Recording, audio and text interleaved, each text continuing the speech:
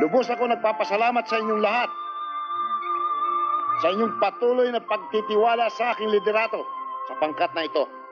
Batid ng lahat ang layunin ng kilusang ito, ang prinsipyo at ang paniniwala na pinaglalaban natin. Kailangan wakasan na ang ating kahirapan na siya ngayon ay nararanasan ng masa dahil sa patuloy ng pagsisikil, pagsasamantala at pang-aapi ng mga taong nakakataas uri sa lipunan na siya ngayon ay pinapaboran ng gobyerno. Yamang dumarami tayo sa ating bilang at ang karamihan sa inyo ay walang mga sandata para ipagtanggol ang ating karapatan. Kaya inatasan ko ang aking anak na may ranggong commander, ilunsad ang operasyon Agaw Armas, Bawas Sukbo. Tutulak sa mamayang gabi patungong Maynila kasama ng kanyang pangkat.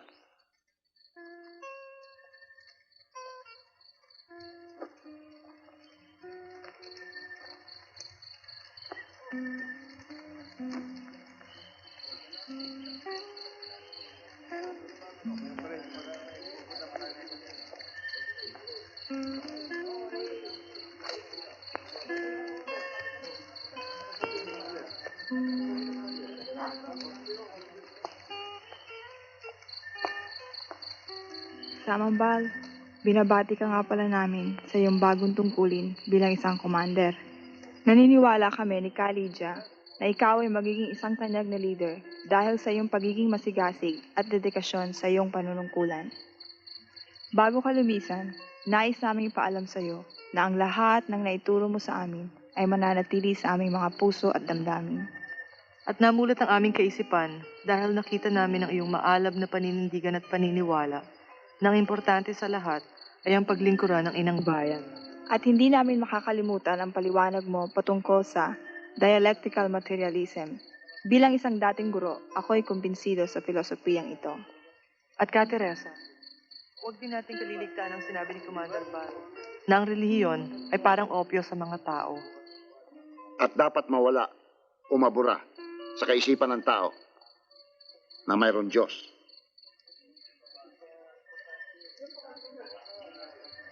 Sige anak, lumakad na kayo.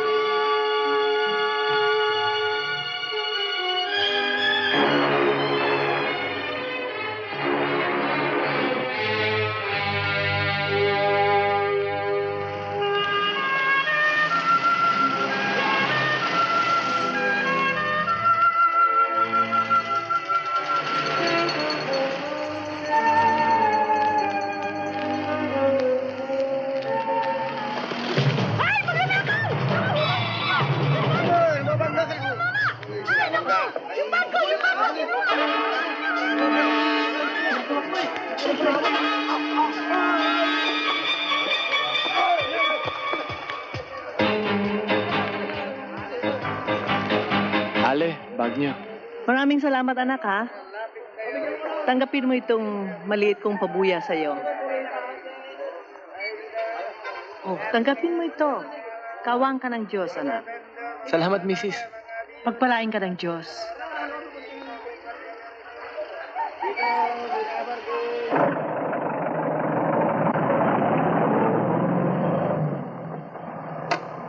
Pare, ayan na sila, Melchor. Mukhang malaking kinita.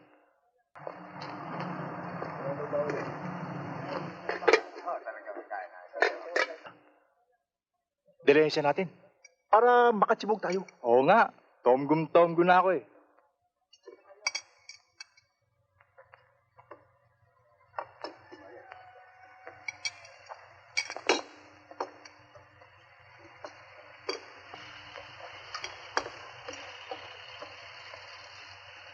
Sa wakas, makakain din tayo masarap.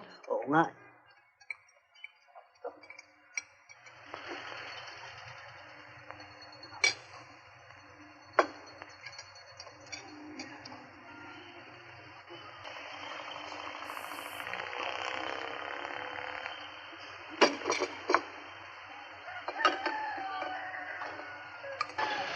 Bastos-bastos yun naman. Kain kayo ng kain. Ni hindi man lang kayo marunong mag-alok. Kitaan yung gutom na ako. Nagugutom ka pala eh. Ba't di ka maghanap buhay para makain ka? Hoy! Tumigil ka nga dyan! Eh kung dinudura ko yung mga pagkain nyo, Eh di subukan mo. aha, subukan daw? Pwe! Pwe! Pwe!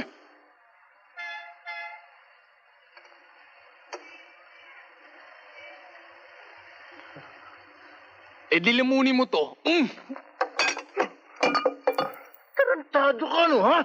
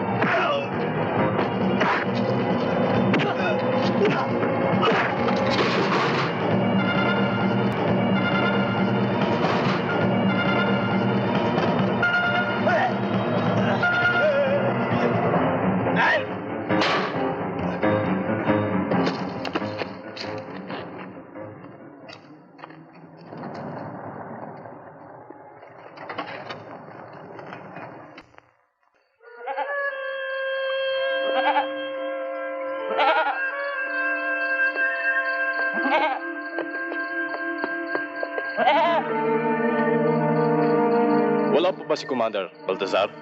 Wala pa, Kajime. Bakit kaya siya nantala?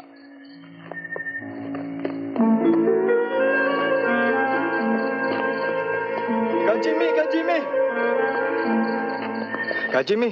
Nandiyan na ho si Commander Baltazar. Mabuti kung ganun.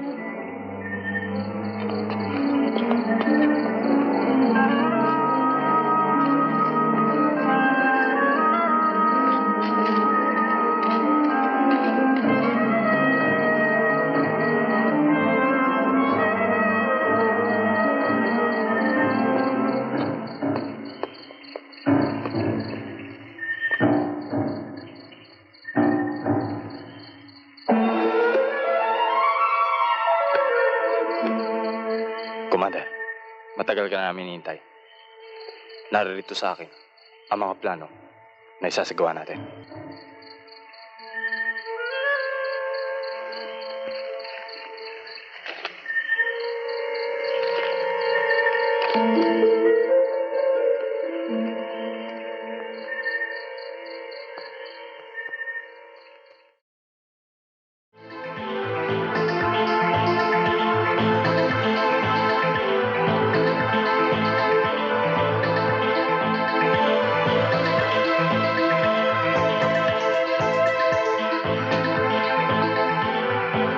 Ay nako, Cynthia, mukhang hindi na darating yung magaling mong boyfriend.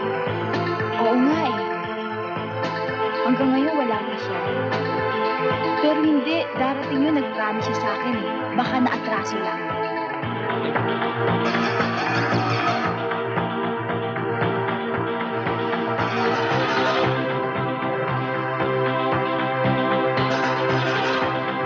Robert, di ba yun ang type of Cynthia?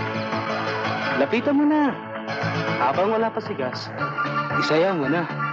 Baka mamaya, di ka pa makadiga. Baka naman gusto mong may ayuda muna. Hindi ko kailangan yan.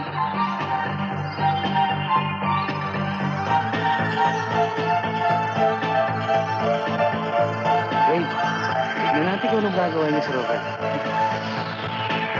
Mike, Cynthia, pwede pa tayong sumayaw? Ha? Eh... Sige na. Sige na. Pare ako naman.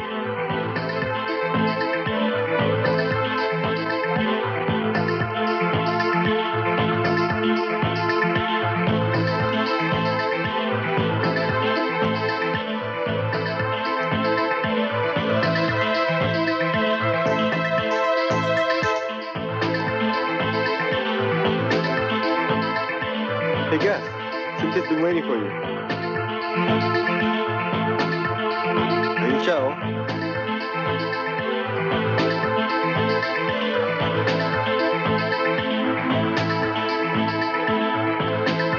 Excuse me. Hi, guys! Hi. Bakit kayo pala? Nasiraan ako eh. Oh, baka may pinuntahan ka lang iba dyan. Why? Don't you believe me? Of course I believe you. Halika na. Babe, wala yatang magawa eh.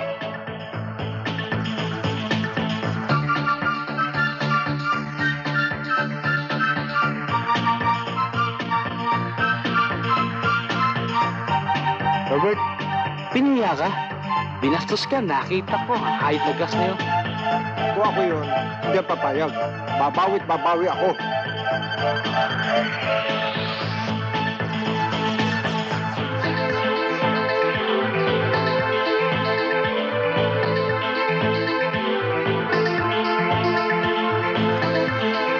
Pare,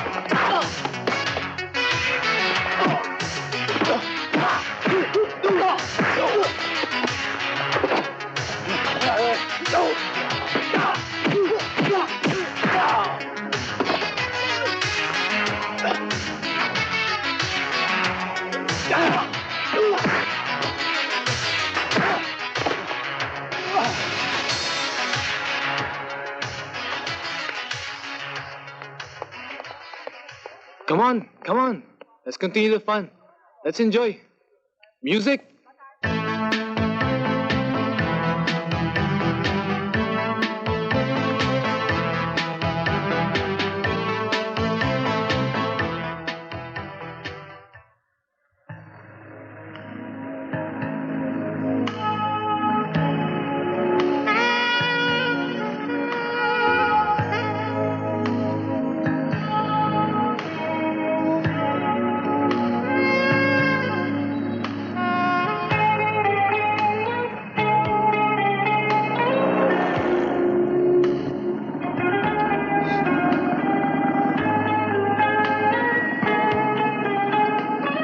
Baba ka muna.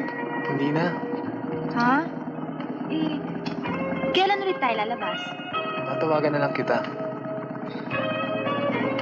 Bye.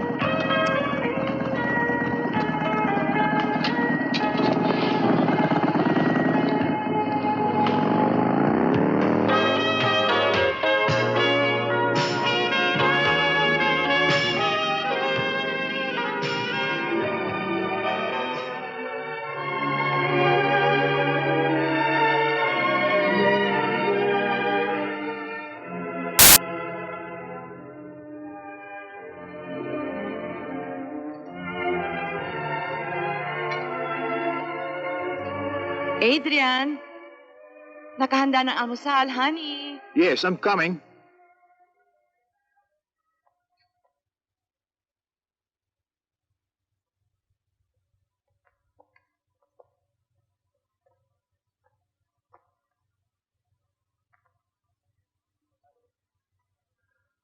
Honey, ang magaling mong anak. Wala pa ba? Wala na ba talagang ambisyon sa buhay ang batang yan? Kundi puro good time, barkada dito, barkada doon. Aba, puro pa siya lang inaatupag niya. Wala man lamang silbi.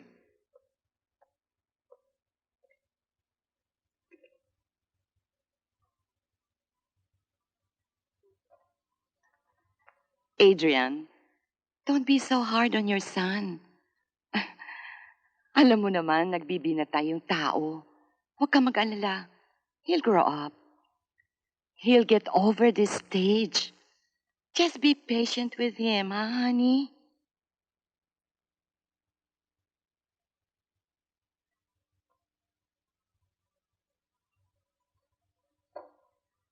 You know, honey, you have spoiled him too much. Ikaw rin.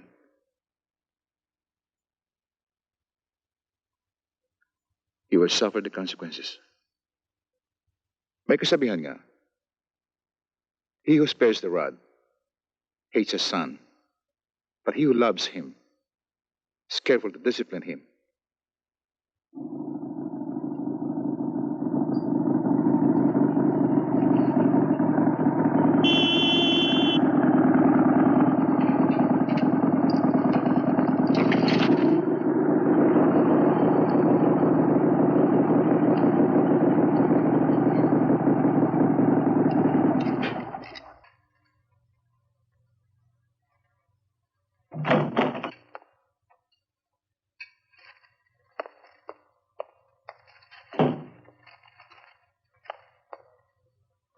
Hi, Ma. Hi, Dad.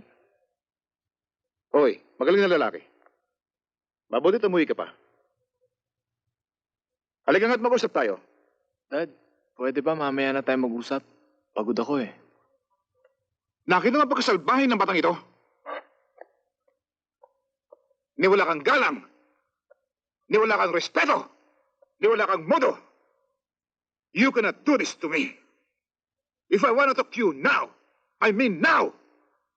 Ako ang may-ari ng pamamahay na ito. And as long as you are in this house, you have to abide by my rules. Is that clear? At pag kinakausap kita, tanggalin mo yan. Saan kang impyerno nang galing? At ganyan ang pagmumukha mo. Yan ang napapala mo. Sa mga kalokohan ginagawa mo. Tama na yan. Ano ba naman kayo? Kay aga-aga eh. Bakit ba ganitong nangyayari sa atin? Honey, you have an early appointment. You'll be late. Sige na, you have to go.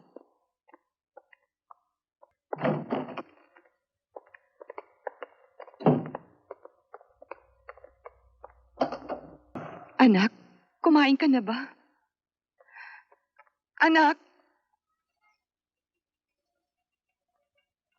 Tess, tawagan mo nga si Mr. Samonte. At bakit hanggang ngayon hindi pa clear itong shipment natin sa Australia? My goodness. Aamagin itong mga produkto natin dito. Hindi pa nasisip ito. Anong ginagawa ng mga tauhan niya? We paid them so much. And now we're going to lose millions. Pag minamalas yung nga naman. Sir, the line is busy. Kontakin mo ang bahay niya. Tanungin mo kung saan lupalop nagtatagong hayop na yan. Yes, sir. Ang buhay na ito. Problema sa bahay. Problema pa dito sa opisina.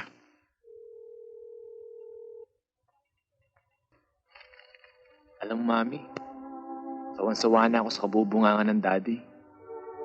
Parang sirang plaka. Kung minsan tuloy, naiisip kong layasan ng bahay na to eh. Ikaw naman. Pasensya ka na sa daddy mo. Nagmamalasakit lamang yun sa'yo. At dapat mo rin malaman na ang daddy mo may mga problema sa kanyang negosyo. Eh bakit niya sa akin ibinubunto ng init ng ulo niya? Hindi lamang kayo nagkakaintindihan. Pero iho, darating din ang araw magkakaunawaan kayo. Huy, hindi ba magsashopping pa tayo? Halika na. Halika na.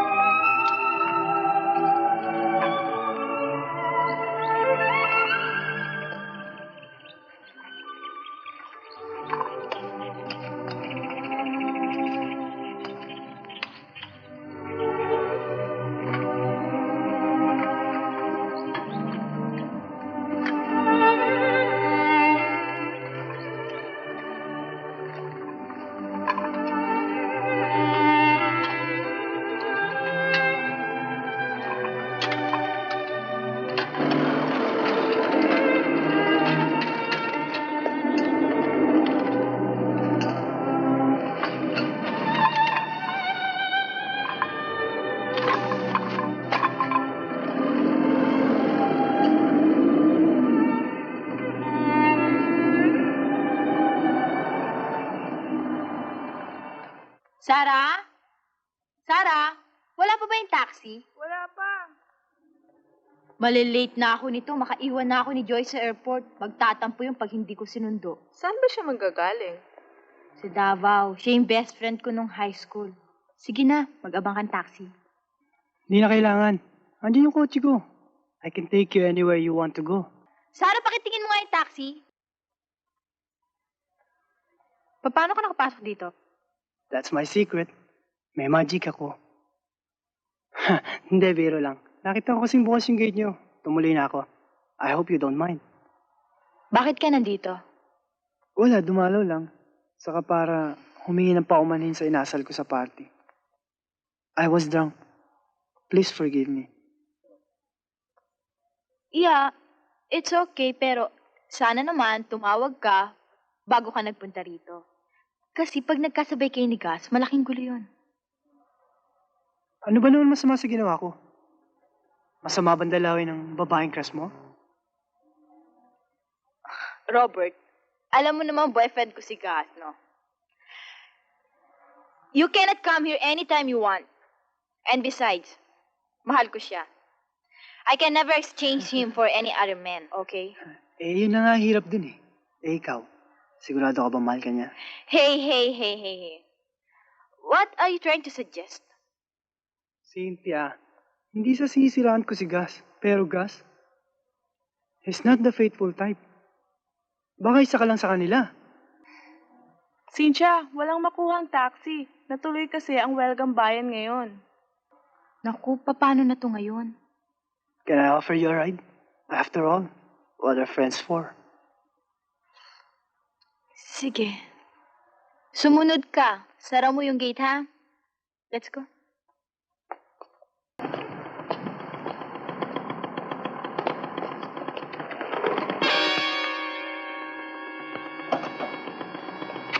Ano ba?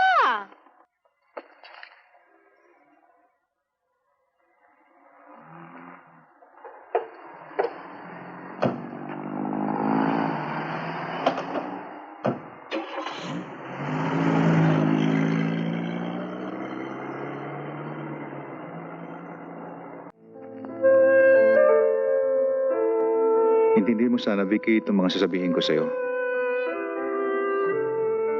Alam ko kung gaano kahalaga sa'yo ang batang yun. Pero alalahanin mo ito. Maling-mali ang paraan mo. Kinonsinti mo mga ligaw niyang galaw.